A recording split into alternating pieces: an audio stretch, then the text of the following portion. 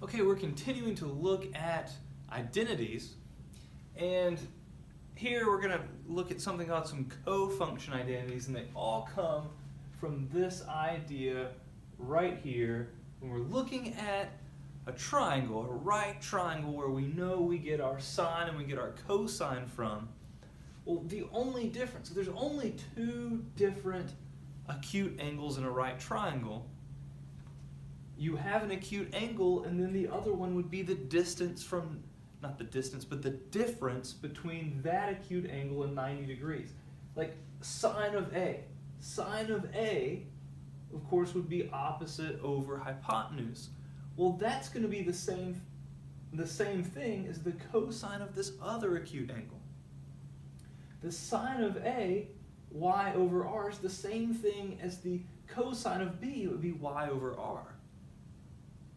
So the difference between these, cosine of A and, sine of A and cosine of B, is the difference in their angle measure. So here we get the sine of A is the same thing as cosine of B.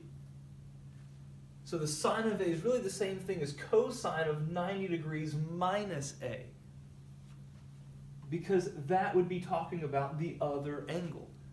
We call this a cofunction. It's another trig function for when A and B, when these two different acute angle measures are complementary. So here they are. Here are the cofunction identities.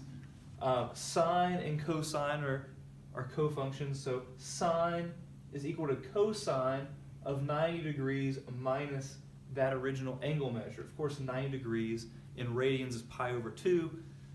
We can use 90 degrees, but let's use pi over 2. That's what we're going to see most often.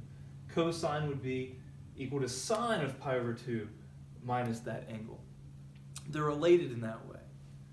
Tangent and cotangent, same way. Tangent's equal to cotangent of pi over 2 minus theta. Cotangent would be equal to tangent of pi over 2 minus theta. Same thing for secant and cosecant. Notice the order is pi over 2 minus the angle. Think it's the difference between pi over 2 and that angle measure, the difference between 90 and that angle. And we would always want to subtract that angle from 90 because we know that other angle would have to be less than 90. That'll give us the positive angle. Whew. Just said a lot, but notice the pattern here. We'll see it as we use it. Some other identities we're going to be looking at are the odd-even identities. Okay?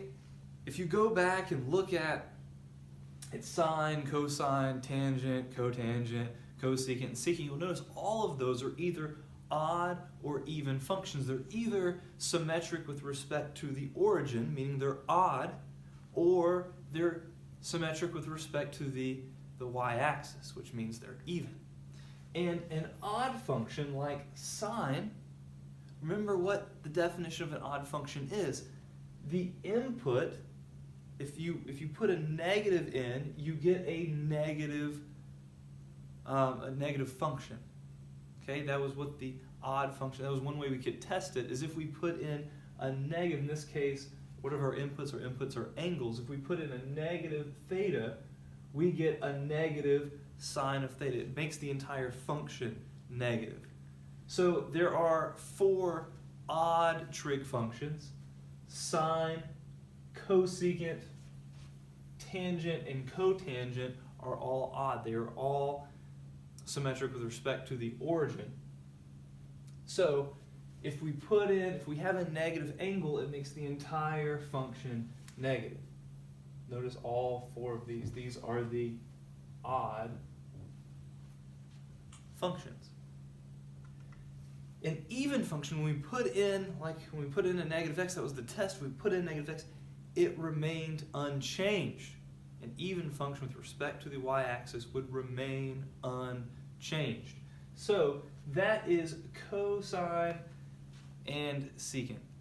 These are our even trig functions. So our identity, cosine of a negative is just cosine. Secant of a negative is just secant. That's pretty helpful. Another way we can simplify these down. So let's apply both of these right here. If tangent of theta is 1.28, find cotangent of theta minus pi over 2. Well, notice how this right here does kind of resemble our identities we were just talking about, our cofunction identities. Notice how that looks kind of like the difference between an angle and pi over 2. Well, I do know I need to rearrange this so that it would be pi over 2 in front. So that's a negative pi over 2 plus theta, because I know it's always written as pi over 2 minus my angle. And in order for it to look like that, pi over 2 minus my angle, I need to bring out a negative.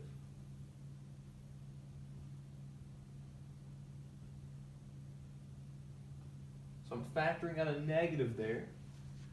Take a second, realize what I just did. I had to change the order of this so that it would be in that order of pi over 2 and then theta. That made it a negative pi over 2, a positive theta. So if I factor it out, that gives me kind of that desired order of pi over 2 minus theta. So that is going to be helpful to me. Notice I'm taking the cotangent of a negative, and because cotangent is odd, it's symmetric with respect to the origin, I can bring that out, and that makes the entire cotangent function negative. It comes out.